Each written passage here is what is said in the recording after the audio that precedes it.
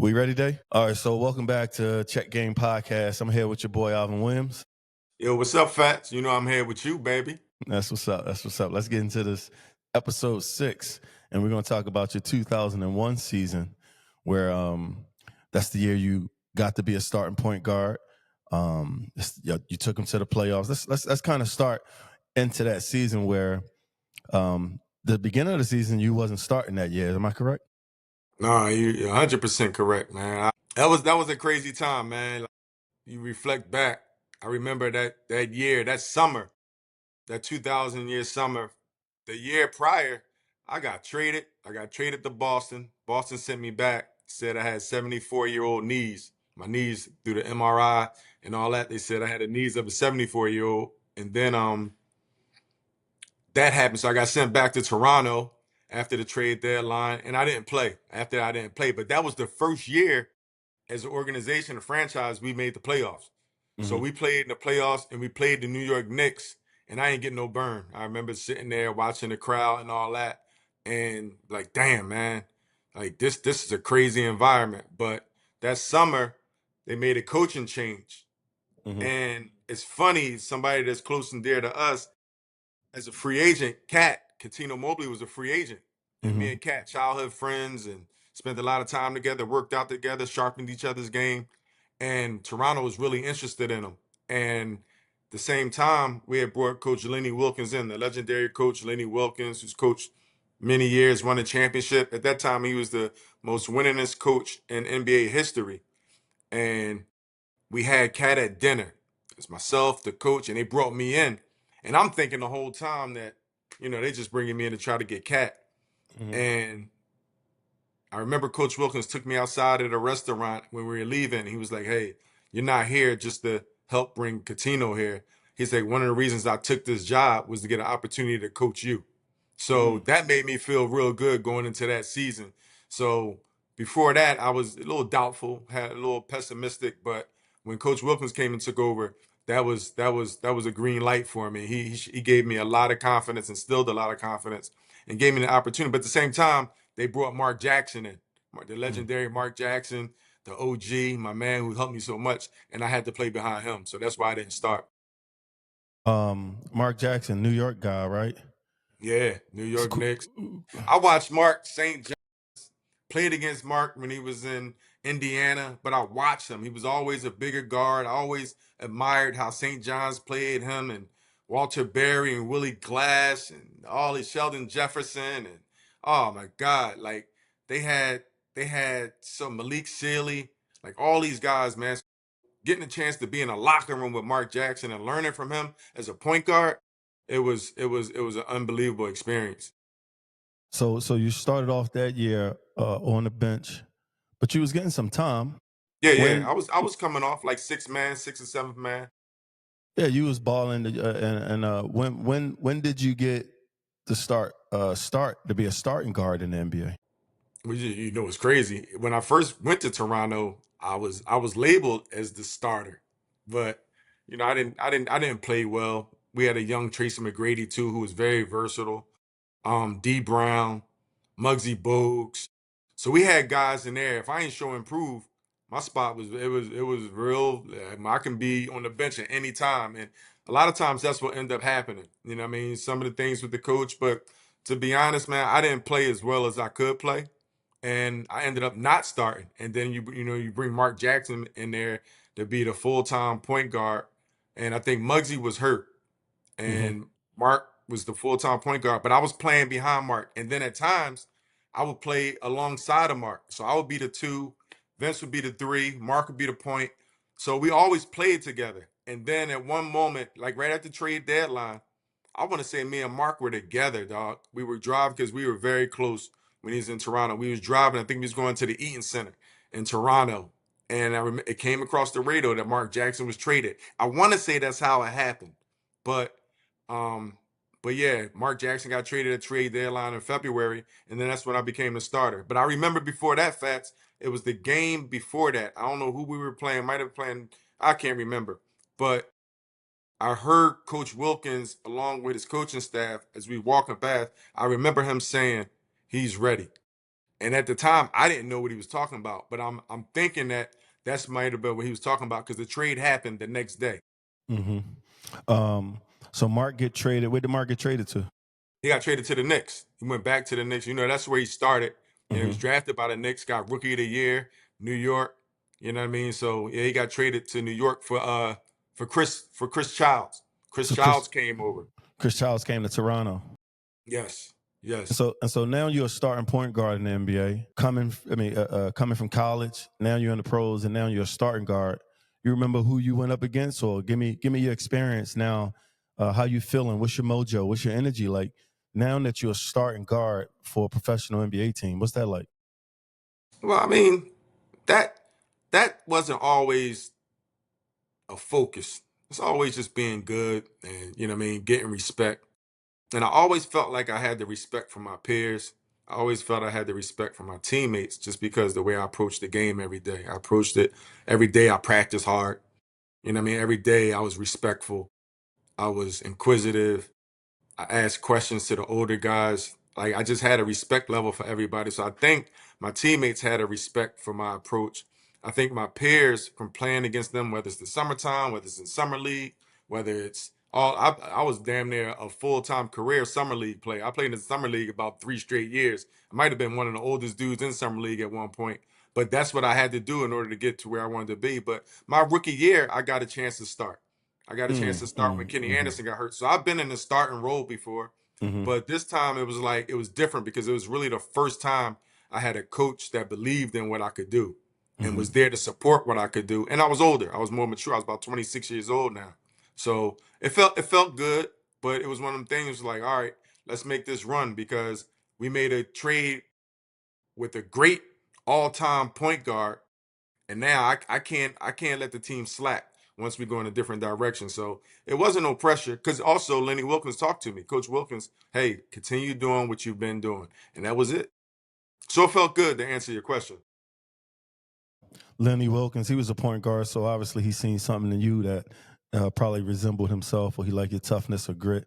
He is a great coach. He won, he won a championship, and he seems to put a team together well. But even from my seat, I could see that he did trust you, and then it felt good from my seat that you was playing a lot more because it seemed like that season before I don't think you was playing as much, but it felt good for me that somebody believing in him and he's out there on the floor all the time now and you wasn't just on the floor, you was contributing. So from my seat, I was just really, really, really happy that I could run around and pop my shit a little bit more about you. But from my seat, I felt really good. I remember you gave me a jersey and signed it for me. And I would wear it around so much because I was just that happy and proud to like say my cousin in the pros. And um, I was happy that that was happening for you. But so you starting and you're doing your thing. Do you got any matchups that you remember? I know you tripped on Atlanta. I remember you having a triple double against them. But any highlight games you want to mention or anything you think you done that was nice?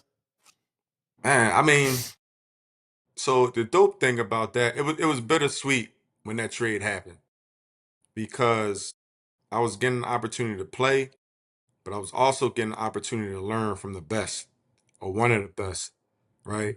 And the crazy, I'm gonna say the two of the best because I have Mark Jackson and Muggsy Bogues, Mm-hmm. and they both got traded to that. They were in that New York Knicks trade.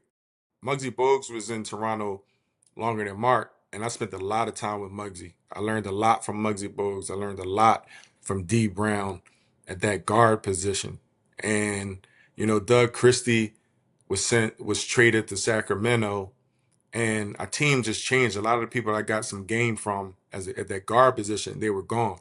So it was bittersweet, but again, like I was ready. But I played against everybody, Fats. I played against everybody. It was from Jason Kidd to John Stockton to Gary Payton to Andre Miller to Baron Davis to it was no nights off. Terrell Brandon. Like I can't even name one person, man, because it was unbelievable to get a chance to play. Now, when you see your name on that whiteboard, Williams, Kidd. Oh my God, I got to guard Jason Kidd. This Jason Kidd MVP Jason Kidd. This is Mhm. 2001, 2002. They went to the championship 2002, lost to the Lakers. But this is that Jason Kidd for the New Jersey Nets. And Gary Payton, of course, Sam Cassell, and just the East alone, it was just crazy, man. Played against a lot of people. And again, I think I got respect from people because I wasn't no shit talker. And I just played hard. I competed no matter who you were. So it was one of them nights. And I was one of those players where it was one of those things where I could get going. That wasn't my role necessarily from the start, but I could make some things happen. So it was a player I was a player you had to pay attention to. So it'd be a good question to ask some of those guys. Some of them might say, "Get your bum ass out of here. You wasn't nothing." No, man, nah, no. I was watching. You nice, man. You was definitely doing your thing that season. I just remember feeling excited to watch you, do your thing, and you was shooting the ball a lot more. Um, you was just in the game a lot more, and you was proving yourself, and you was showing the team why you belonged on the floor, and so it was a great feeling for me to witness all of this because um, it was like I said, it was my cousin, somebody I'm a big fan of, is now starting, and you also having a great season, and that was just a great time in my life. You know what I mean? I think you came home and you bought us two new Jacobs or some shit. I can't remember how it went down, but that was a hell of a season. And Yeah, uh, um, them goddamn Jacobs. That was the next year. I ain't had my money. I ain't had no money then. that was the That next was, year. so the funny thing, how things work, man. How things work, Fats. I was on the brink of being out the league prior to that season because I said the year before I got traded. Really didn't know what was going on. Just so happened the first year we make the playoffs, the head coach gets fired. But that was my last year of my deal. So Hmm. I'm like, damn, man, like I might be out of the league coming into this season if I don't show improve. It just so happened we got a new coach. I got a chance to play, and then I became a free agent after that good season. But it was one season, and I tell you, it takes 1 year, it takes one person, it takes one team, it takes a moment sometimes. So just being ready, being prepared, getting your name called, and just stepping up to the plate. But a lot of times, man, it's so many good players in the NBA, dog, that just don't get that opportunity, or they get the one opportunity and they can't take full advantage of it because this from top to bottom, man, people can play ball. They can Hmm. play, but it's Hmm. just about getting that opportunity. And I was one of them, but I was close to being out of the league if I didn't get a chance. If Coach Wilkins didn't come and I wasn't ready to play, I would have been out of the league or trying to scratch myself back in the league as a free agent. Um, is this the year Milwaukee, Sam Cassell, Glenn Robinson, and Ray Allen? Yes. All three of them on the same team? Yes, and my youngin Tim Thomas was there, so they used to play a four-man lineup and put I want to say it was Anthony Mason. It might have been Anthony Mason with the Bucks, and they was tough. Offensively, it wasn't a great defensive team, but offensively, man, big dog, Hmm. Sam, Ray, Mm-hmm. Jesus, and Hmm. Tim coming off the bench, and then Tim starting at the four. What he could do, they was tough, man. They was tough. So during that season, I know me and you talk about it, about some of your relationships. Like I know you're still in contact with Muggsy Bowl. I know you're still in contact with some of the players. How was that year with your relationships? Was Del Curry on that 2001 team too? Was he? And I know we got some episodes where we're gonna talk about Del Curry, but yeah, he was on the team. Muggsy was on the team. Mark Jackson was on the team. So we ended up trading Kevin Willis that year to Denver for Keon Clark. And you remember Keon Clark, Oh man? yeah, He he was could a play. he was a Oh man. phenom, man. Oh, he could Left-handed, play. Ooh, he could like a play. pogo stick. Ooh, And he could he play. didn't. He was another player that didn't really get an opportunity like that in Denver. Came to Toronto, man, and showed out. And then we had Corliss Williamson, who we ended up trading to Detroit for Jerome Williams, another 6'9" dog. And his name was Junkyard Dog, JYD. And he was versatile, playing defense, a better offensive player than people gave him credit for. But defensively, he brought the energy, man. So our team started to become more athletic. We had toughness. Of course, we had VC, half man, half amazing. And, Del Curry coming off the bench, flamethrower. So we had a lot of talent, and we were just putting it all together. Any of those relationships that you still keep touch? Anybody you still you talk to about that season, or any players you hang with from that season? I mean, you know, everybody, like, a lot of them were older than me, but nah, man, like, I talked to everybody. Mm-hmm. Antonio, Muggsy, Oakley, Del Curry, call him Gomez, Mark Jackson, man, like all of them, like all of Vince. And still, when I see Kevin Willis, when we all get together, it's like a family. This season, Vince got his jersey retired, Mm-hmm. and a bunch of people came, man, and it was so great to have everybody back. It was so great to have everybody cheer and celebrate Vince because of what he did. They laid it out for him, but we all got a chance to come back together for that season and for that moment for Vince. And don't let me forget Mo Pete. Mo Pete was a rookie. Mm-hmm. Mo Pete was coming in fresh off a championship from Michigan State, and he was a rookie. And me and Mo Pete actually played in the summer league together. So I got a chance to see him early. And he was a dog. He was a great dude, man. So we had a great team. We had great camaraderie. And Oakley used to keep us all together, go over his crib and eat. So yeah, to your point, I talk to him. We don't talk to everybody the same, but Mm-hmm. I keep in touch with Oak. Oak was just close by in Philly, and we would keep in touch, hoping to get in touch, but we didn't. But yeah, we were a really close knit team, man. Really close knit team. Yeah, shout out to Mo P. We spent some time with him and his family, his sister and his Yeah, pop. no doubt. So shout out to them. He's cool dude, man. I had some fun with him and his family and friends. He would bring Plexco up, Yeah, and yeah, yeah. Plexco was his man, so they would come up and go to the club and shit. But shout out to Mo P. So was you guys expected to make that huge playoff run? How was your team doing? Well, did y'all catch a lot of wins that year? I can't remember how many wins, but yeah, we I think we were like fifth. We were fifth seed, I want to say. I think it was 4 or 5. I think the Sixers ended up one. Milwaukee, like I can't remember the exact seeding, but we were right where we belong after that trade. Um, but we were still figuring it out. And the crazy thing about it is the people we traded, man, that's who we end up making to the playoffs. Made the playoffs for the second straight year. And the thing about it, fast again, young people and people in general, man. The year before we played the New York Knicks at the Garden. The next year, I wasn't playing a lick. I was sitting there just like, damn, man, I wish I was going to get some burn. The very next year, I'm in that position, but now I'm starting. Spike Lee, man, you see all of the stars over there, like you see it, and I'm starting. I'm actually starting in this playoff series. So Mm-hmm. the year before, you couldn't have told me, but I remember saying that sitting on the bench. And I remember watching Ja Rule. I think Ja Rule was there, and I remember Kevin Willis was like, "Man, who the hell is that, man? Sit down. Tell his ass to sit down." He had a Vince Carter jersey on, but he just kept yelling, dog. He kept yelling. I remember Latrell Sprewell getting pissed off at him, like, "Yo, you at a Knicks game, dog. You cheering for Vince Carter." I think he had a Carter jersey on, so it Mm-hmm. was crazy. But I remember saying, like, "Yo, before I die, anything I gotta play in the Garden for the playoffs." And damn, the next year I was in the mix. So it felt really good, dog. It felt good. And we won that series. So that was big for us, man. That series was big for us, dog.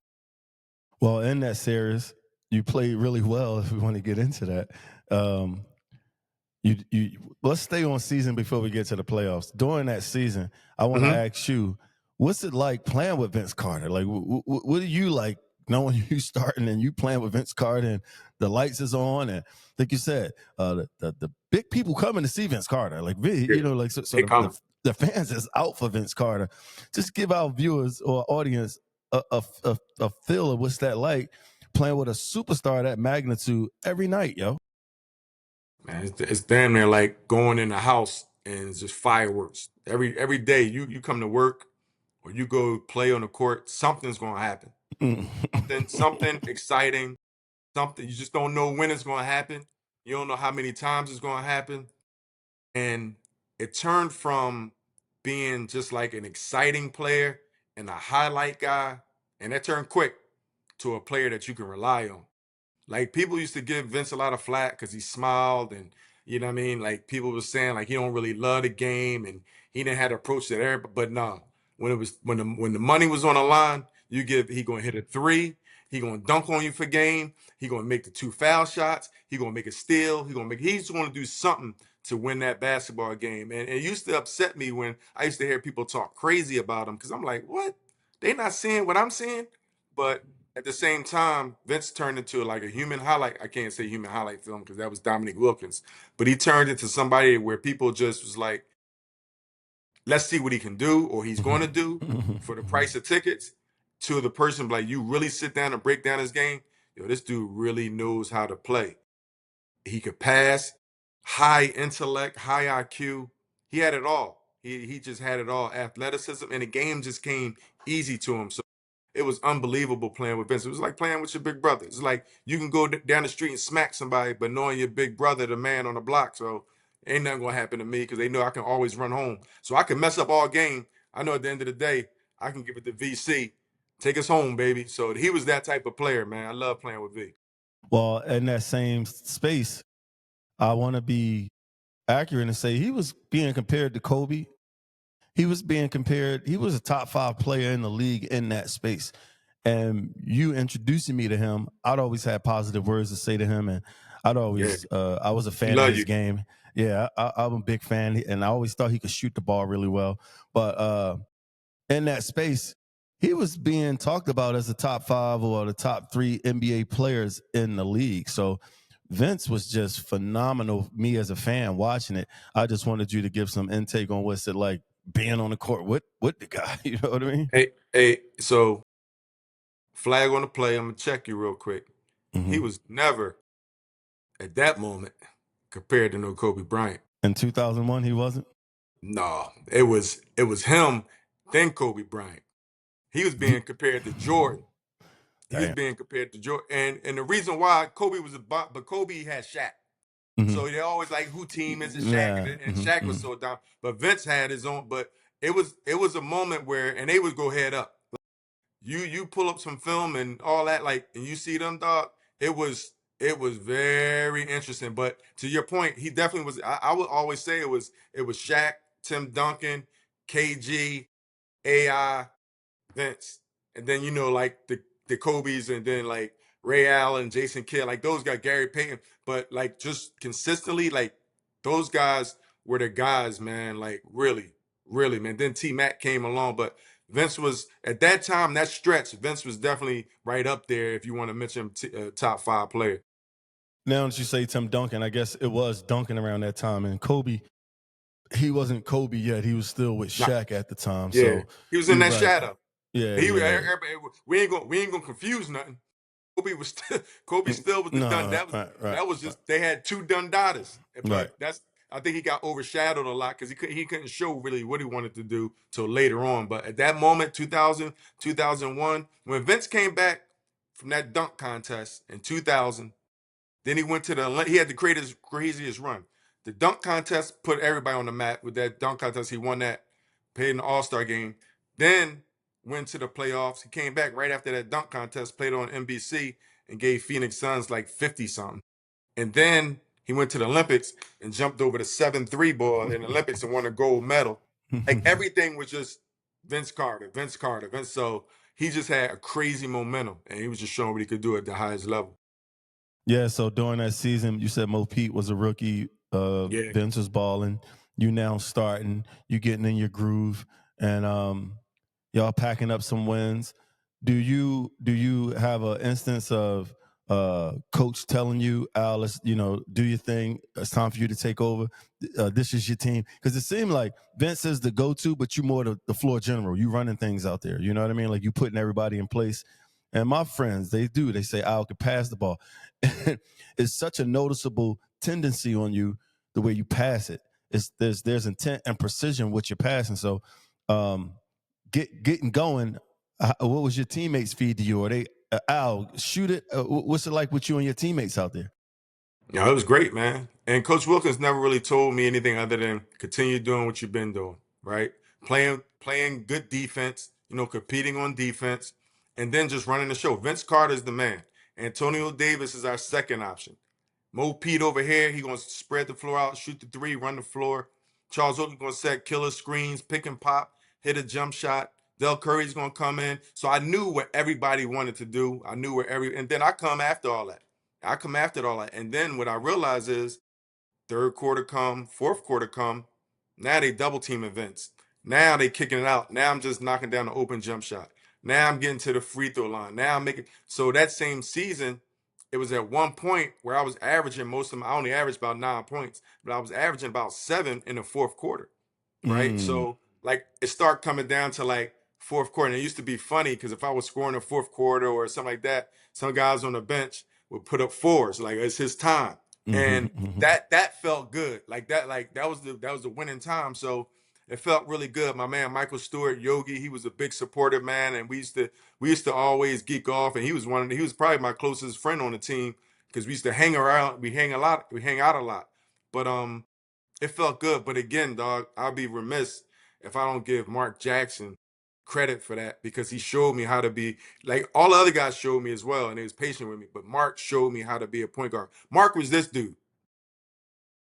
He'd be on the starting team. It'd be Mark, Vince, Oak, Antonio, and Mo Peak. And it'd be me, and it could be JYD, it could be the other five, the guys coming off the bench. And they would beat us. Then he would put me on the starting team and put Mark on the second team, and they would still win. Because he orchestrated that thing like a magician, man. Like he was a conductor, man, and I learned a lot. And Mark he was older. He was older. Mark, this is probably Mark's 13, 14, 15, 16. I don't know but he was in the league. And he could still do it. Post you up, pass, get everybody. And that passing name you talk about, only thing I remember on time and on target. If somebody open, I don't want to have you waiting for it. So you're not open. I want to pass you. I wasn't a Jason Kidd, the fancy passes.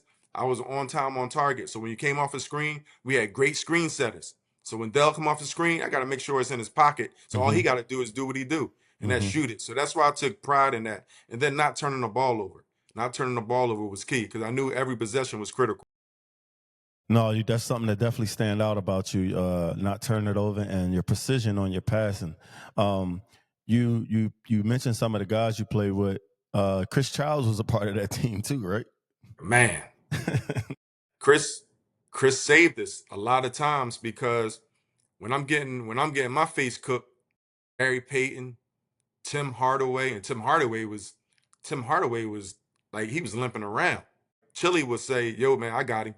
Go ahead, I got him." Or coach could take me out the game, and Chili, same thing. What Chili could score the ball, but he knew what his role was. You'd be a fool if you try to do anything else to other get that ball to Tone and Vince. So Chris Childs saved us, and then what he did, he allowed me to go to the two, which freed me up a bit and showed my scoring ability at times. So it was Chris Childs. He brought a lot to that team. Man. He brought toughness. He was a Charles Oakley type for the guards. He wasn't backing down. He was physical. He had your back with the referees. Like Chili was a big part of our team's success while he was there.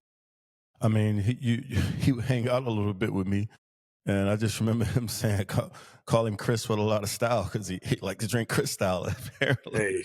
Hey, what? Yeah, what he brought to Toronto.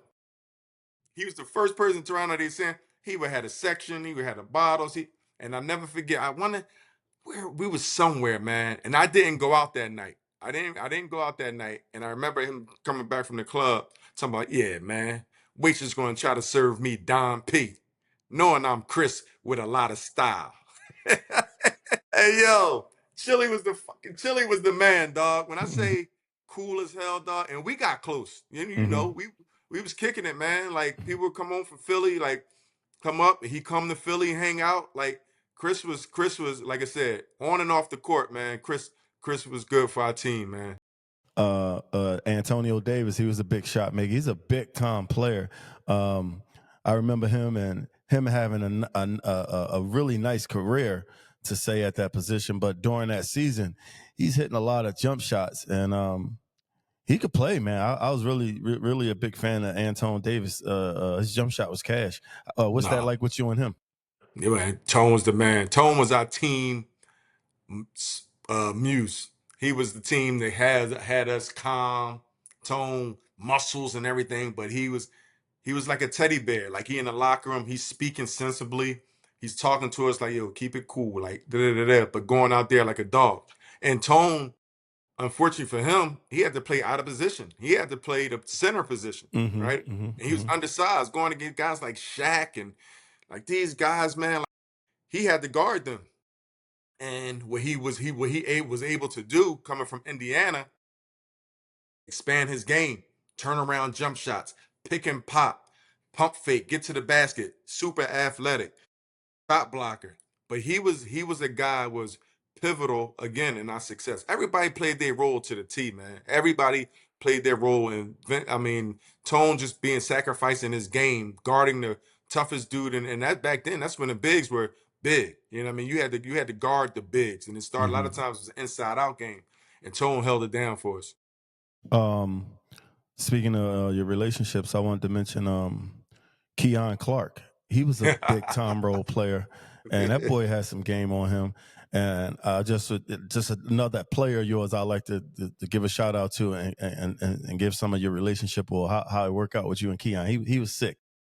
Man, see, Keon was a different breed, man. He was somebody that was another super athletic dude, and I remember again playing. I'm telling him to post. I'm bringing the ball down, post up, putting him in the post, and he's like, "Yo, man, I ain't never post up in Denver. I didn't get that. I gotta get used to this. Come on, man, we'll get used to it because you got too much game. His face up, jab right, go left, and Oh, crank it on you. Oh oh my God, dog! Like God, oh, he man. was, and then he could make the little jump shot. And Keon was the type of dude. Like we had practice at 11, he walking in at 10:50, 59 with his sweatpants on and no stretching or nothing, and then going to work. Like he was Mm, just one of those freakish athletes, and it was such a compliment and such a contrast to what Charles Oakley was. Charles Oakley was our starting power forward, and Charles Oakley was the guy. He was our quarterback defensively, putting people in place. He was also our enforcer. He was also our team leader. He was our captain, and he made us go from that standpoint. But then you make a substitution and bring Keon or JYD in. Now we became a little faster, a little more athletic, mm-hmm, but it mm-hmm. was it was a good dynamic. And Keon, man, I wish I could bump into Keon now and talk to Keon now. He was a phenomenal teammate. He spoke his mind. He was one of the guys that would challenge Vince. He would Mm-hmm. challenge Vince, speak up like Vince. You got to step up. Like he was a guy that wasn't going to bite his tongue for nobody, man. But he was respectful. He was respectful, and he was another great. We had great teammates, man. I can't front on none of them. No, I know that you really got a lot of love for all those guys just throughout years of being together. Oakley seemed like a relative of yours. It seemed like you and him had an uncle and nephew relationship. Like Damn sure, he, yes. he really tried his best to take you under his wing, and he just had severe love for you. If you want to get into that or give Oakley his props while we on this Nah, for platform. sure. Everybody know Oak, man. But what I don't always like is people try to make him like the bully and try to make him somebody that, you know what I mean, that he's truly not. He's a man. He's a grown ass man, and he's going to step. He's going to do whatever he needs to do, whether he believe in right or wrong. Like, he's just that dude, and he ain't afraid to put hands on you. You know what I mean? He'll put hands on you, but it wasn't his teammates. He wasn't doing none of that with his teammates. It was all respect and all love. But if you was on the other side, and that was the thing about Oak, it's going to happen on the floor, but it's not going to end on the floor. We going Mm. wherever we see, and that was the thing with Oak. Like if you don't feel like it, don't even engage because it's not going to just stop. You everybody know the Tyrone Hill story, dog. He smacked Tyrone Hill, and he smacked him in a preseason game that season. But the year before, they had some disagreement, whatever. I don't even want to get into their business, but they had a disagreement. They had a misunderstanding, and Oakley was on his top then, but he didn't see him. The next time we saw him was damn near the first game in Chapel Hill. Vince Carter going back to UNC. He check him. He see him. They say the national anthem. We sitting down there warming up. I'm thinking Charles Oakley know that it's preseason. Oakley's still a player. Like, don't speak to the other team. Don't talk to the other team. No, we don't do that. No shaking hands, no laughing. Let's play, talk to him after the game. So I see him. He passes the basketballs, and now everybody's warming up. He turned and walked down the Sixers, through they layup line, and Tyrone Hill passing the balls on the baseline, just giving his teammates the ball. So I'm like, damn, man, that ain't like Oak. Like, that ain't like Oak going in there. What are you going to tell Tyrone Hill? All of a sudden, I just see, wow. I said, damn, they cool like that? Like, hey, dog, I'm so confused. I'm like, damn. Then Oak just turned around and walked back like nothing happened. And I found out it was serious when I just saw Tyrone Hill, was like, yo, he smacked me. His reaction. Referee kicked Oak out. Lenny Wilkins still couldn't gather himself. I like, coach, you gotta put somebody and replace the Oak. He not playing. Why not? He got kicked out the game. Kicked out. The game ain't start yet.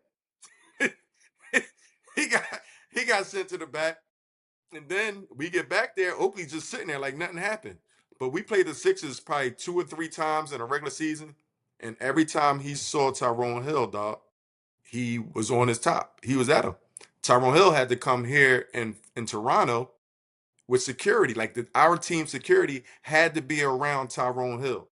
And at the last time I saw when they interacted, Tyrone Hill had our team security. And Oakley went up to him and was like, yo, are you to our team security? Are you his security? He was like, no, I'm not. I'm just here with him. He's like, well, get up. He gets up. Oakley just started throwing all these basketballs at him. Till today, you'll never see like a walkthrough. You won't see a walkthrough where both teams are on the court together. That's why you see teams come from this. They don't come out the same tunnel. They at the same time. Like they try to keep teams because Charles Oakley, dog. Like if he saw you before the game, it's a strong chance that game ain't gonna take place. It was damn near. I don't know if you remember you was young at the Civic Center. I think it was FLC and Southern got into an all-out rumble, dog. Like at the Pub League Final Four, dog. I forgot what the two teams, but it was an all-out, almost a riot out that joint. Gratz was in the champion. Gratz was playing, but I forgot what games. But I think it was FLC and Southern. The crowd got into a fight. But that's how Oak was, dog. He smacked him. Then he would throw these basketballs at him, and we end up playing them in the playoffs postseason that year. And in order to save the grace and save the beef, Tyrone Hill made men's with what needed to be made men's with, so he didn't get assaulted no more. Sound like that was a smart business move on his end. Hey, dog, it was unbelievable, dog. He put hands on you, man, like quick. Well, I know you say he tough, but you also say he a chef and he liked to cook food and all that type of stuff. He invited you up to his place a lot, and he down to feed you and take care of you and things like that. But unbelievable chef. Unbelievable. I seen him in Atlanta one time, and I was in Magic City, and he dapped me up on the strength of you, and we popped some. We talked a little bit, smoked some weed, and just he was really cool just due to the relationship that he knew I was your family. So he addressed me at Magic City one night in Atlanta, and we had a good time. But moving on, we talked about some of your players and some of your coaching. What's it like getting ready for the playoffs that year? Like you said, y'all was 5th seed getting in there, but the East is stacked. They got Allen Iverson there. They got Big Dog in them there. The Knicks is balling. Y'all last push. What's that like? Are y'all in the locker room realizing, all right, look, we got this team could probably make a nice run. Are y'all like zoning in together as a group and discussing this future? How's it going on in the locker room with y'all? Yeah, it was. Although we made the playoffs last year, the year before we got swept by the Knicks. They swept us. It was a young Vince Carter. It was Tracy McGrady coming out party. Tracy was balling, and then the following year he decided to go to Orlando and have his opportunity there. So now we're not starting over, but it's like, all right, we still got players that want to prove something. Vince is going to be his second year in the playoffs. He's ready to show and prove, but we have some vets. Like I said, Chris Childs came over. We had Charles Oakley. We had Antonio. We had all these guys. They didn't play in championships. They didn't play in the postseasons a lot of times. So we had vets. Del Curry. We had guys. So people was ready to lock in. And if it wasn't for our leadership in that locker room, we might would have got eliminated early in the playoffs. I say as much as I love our coaching staff, Walker D. Russell was on that coaching staff. So it was Stan Allback. Like it was we had some legendary coaches, and Walker D. Russell was the guy, Walt. But Charles Oakley really took the bull by the horns as a leader and showed us how to be prepared for the playoffs. showed us how to be prepared and showed us how to prepare ourselves and all of those things as a unit, because it's a whole different season once you get to the playoffs. At all the intensity you play with during a regular season game for 82 games, the playoffs, it goes up about 10 more notches. The intensity is better. Your stars come out to play.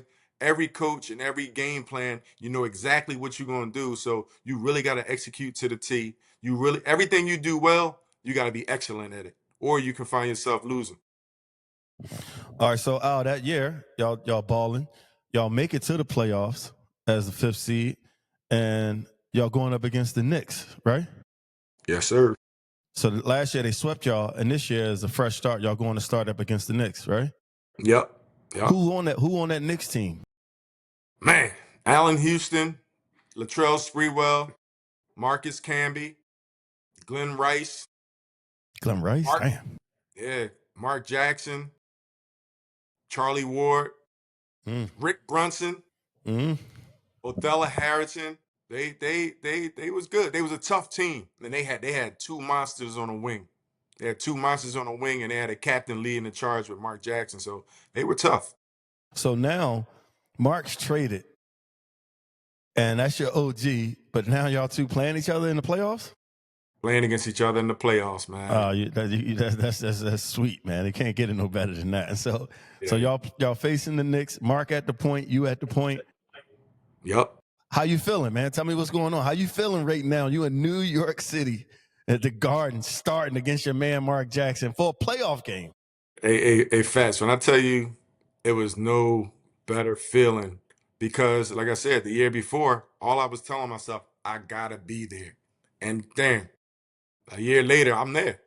And again, I'm starting, but it was all good until Mark Jackson was posting my little ass up. And I couldn't do nothing with him, dog. Like I couldn't.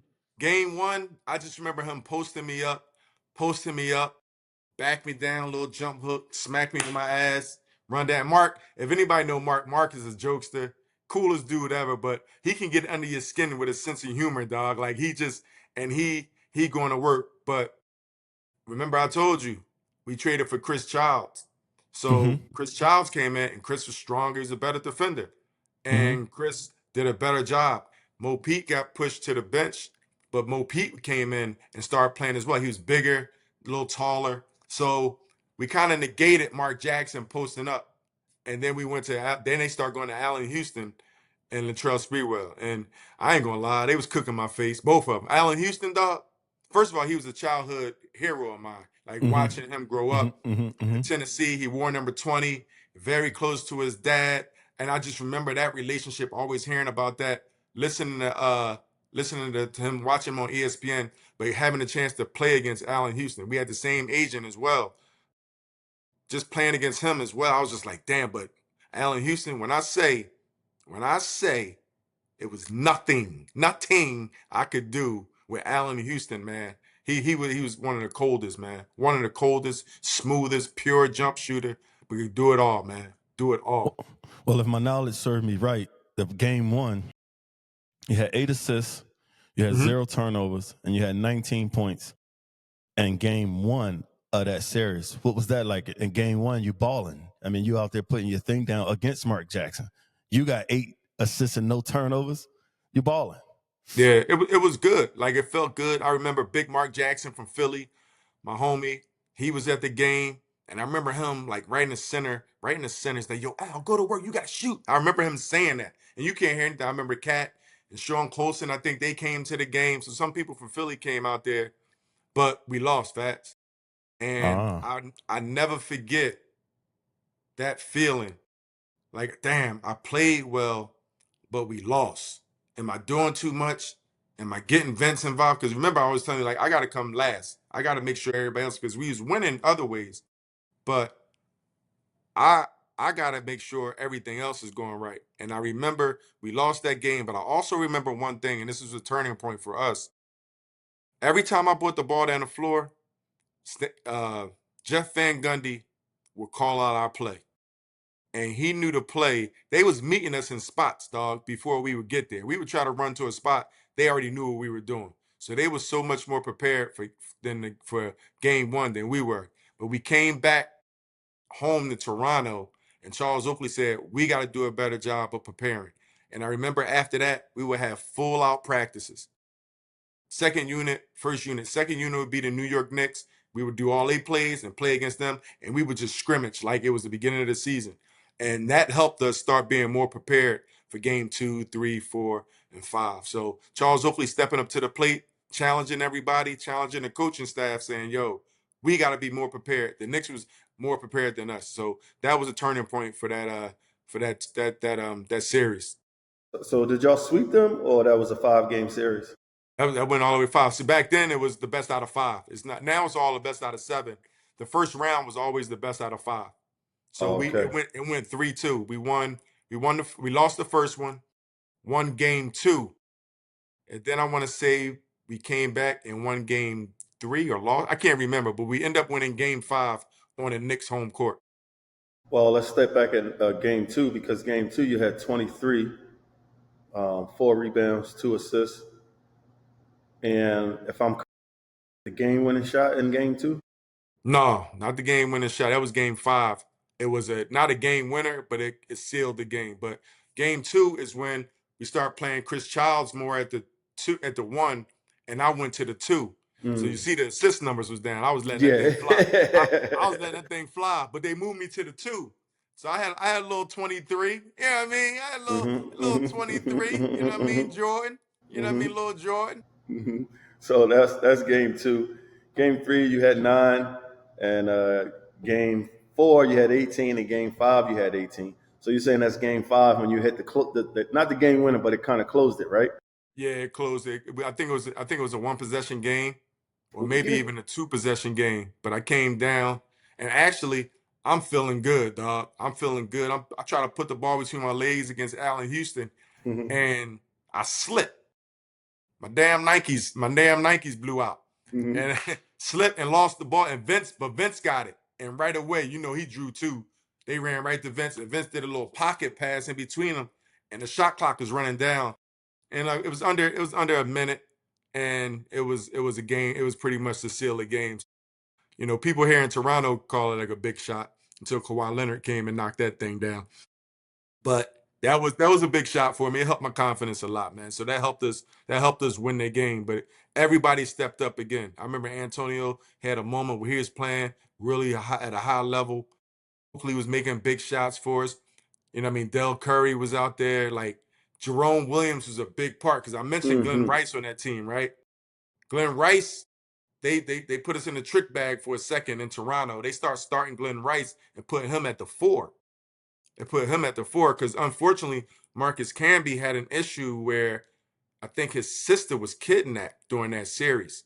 Mm. So he ended up having to tend to his family business. And I think he missed a few games, or he missed 1 game. Shout out to Marcus Camby. That's my man. We played in Toronto together too. But great dude. And unfortunately, man, I don't know how he even handled it that well as a professional, having a sister kidnapped or a sister being abducted. But they put Glenn Rice to the 4. And then we were able to put Jerome Williams, who was a much better matchup with Glenn Rice at the 4. So we had a lot of versatility with that team where we can give you different looks. So everybody stepped up. And Vince Carter, again, his second year in the playoffs, he stepped up to the plate and showed why he was half man, half amazing. I mean, you was getting a lot of burn, and game 5 you was 90. It was 93-89. Y'all won by 4, and you said it wasn't the game winner, but it was the game sealer. Mm-hmm. I just want to know, what's that experience being in New York, being from Philly, closing out a playoff game in Madison Square Garden? I mean, that's unheard of. I just remember all that. It goes by so fast. And we talked in one of our episodes before. I like to tell young people, enjoy the moment. And you never really get the chance to enjoy the moment when you're in it. Like you're in it, you're like, this is what I got to do, this is what I'm supposed to do. But I do remember game 5. My man Dane and his brother Ryan, they came to the game, and I didn't have tickets for them. I'm so locked in, I forgot to leave the tickets for them. And somebody from the Garden, if you know Madison Square Garden, it ain't sweet. You ain't getting in there if you don't know, like it ain't. And I remember somebody from the Garden, I was walking out the locker room, and someone was like, hey, do you know Damian Preston and Ryan Preston? I was like, yeah. He's like, they're at the door, and they said you left them tickets. I said, damn, man, I can't. I forgot, but I'm going out on the court. We about to play game 5, and the guy was like, "Yo, don't worry about it. I'm gonna get him in. Just don't kill us like you've been killing us." It was like security. So I was like, "Damn, man! Like somebody like being recognized in New York is a cool thing." And I remember doing the warm up lines, and Spike Lee saying, "Williams, not tonight, not tonight, Williams. We shutting that down." So people start recognizing you a bit. That you know what I mean on the big stage. So it was a good feeling, man, but it wasn't nothing better than actually winning that series, man, because we put so much work in. And that was the first playoff series that we won as a franchise. And again, being a part of that, being a starter, playing and all that, it felt really good, man. It was something that I wish I could relive again, because that was a monumental part, like emotionally and psychologically for me. Well, I got a boy up there in New York, in Harlem, and when he found out you was my cousin, they snapped on me, man. They said, "Man, fuck him, man. You know what I mean? Fuck him. I don't like him at all, Fats." I said, "Yo," and still to this day, he know we podcast. And shout out to my man Jay out in Harlem, but he give me shit about you because he, New Yorkers, they big fans, they big sport fans, and they dedicated to their teams. And so, my boy in New York, he talked big shit, knowing that me and you sit and we podcast about the basketball, and he also talks about you killing the Knicks. So that's cool that Spike and some of your peers was letting you know, not tonight, Williams. It kind of letting you know you're nice. It kind of let you know you're nice now. You know what I mean? Nah, it was dope, man. You get a stamp, and you don't want no stamp nowhere else than New York, right? New York City is the mecca, and I was fortunate enough to play in New York in big games prior to that. The Big East tournament, we won a championship in 1995 against UConn at the Garden. We played St. John's there a few times. Like it was a lot of things going on, like in New York, where I got to experience like New York City. Even walking the streets, seeing the big billboard outside, you see all those things. You see the lights out there, and then don't have a good game, and then you go to the club or something. And I'm with the man in New York, Charles Oakley. We getting in everywhere, like we doing whatever we want to do in New York City. It was cool. It was cool being in New York, winning and getting a chance to perform and just being on a bright stage, a big stage. That was cool, man. I can't again. I wish I could relive that moment, or I wish somebody close to me could have that moment and that feeling, man. Because we won. At the end of the day, we won, man. Well, that was a big time win. That was a great start to your playoffs, and I'm glad we discussed that because I think our next episode we're going to get into your 2001 versus Allen Iverson, Toronto Raptors versus the Sixers, where Vince was getting 50, Allen Iverson was getting 50. You played your ass off too, so I'm glad we got to cover the Knicks during this podcast because I think our next episode we'll get into you versus Allen and what that feeling was like coming home to Philly and playing. Now you playing playoff basketball in your hometown. What that feels like, you know what I mean? So yeah. I want to share that with our viewers and let them know what energy was going through me at the time too. My cousin is about to play Allen Iverson. It was just crazy that this was happening for me, and I'm such a big Allen Iverson fan, and I'm your cousin. That was just a huge moment for me, but we won't spill our beans. I think this will be a wrap for episode 6 for Check Game, and I'm looking forward to talking to you about that Allen Iverson and your battle next episode. So give us some closing words if you like. Two things, man. Don't think I don't hear it. I hear the love and I hear the joy and I hear the support from your voice. How you felt when I'm doing well, right? And I had a conversation with my son. I told you before, listening to Steve Harvey when he's talking about your father is the only man that wants you to do better than he's doing. So it holds it close. I hold it close to my heart by hearing you say how proud you was of me and how it means something, dog. It really did, man. It was just That means something to me, man. And we have our relationship, but that means something to me, man. But before I get too emotional, you gotta give a shout out teammate Vashawn Leonard. Vashawn Leonard is a teammate, dog. Both you and I both know him and his brother, and we spent a lot of good times. First of all, if nobody don't know Vashawn Leonard, or you haven't heard the name in a while or whatever, go look up his highlights and look what he did, dog. Can hoop, absolute hooper, but one of the most realest, calm, chill, laid back dude, man, one of my most favorite teammates, man, that I got a chance to spend some time with. We battled against each other, and when he was at Minnesota and I was at Villanova at the Alaska Shootout.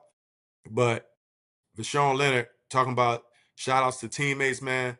Vo was the deal, man. I hope you're doing well, man. I'm definitely going to reach out. I'm gonna call Walker D, and I'm gonna reach out to Vo, man, because I miss him, man. That was my shout out, former teammate. Well, there you go, man. I appreciate sitting with you for Check Game Podcast, episode 6. I'm looking forward to sitting down with you discussing this next episode. Thanks to our viewers for watching and subscribing. We appreciate all the love and support. Shout out to all of y'all. And I think we can wrap this one up. Let's wrap it up then, Doc.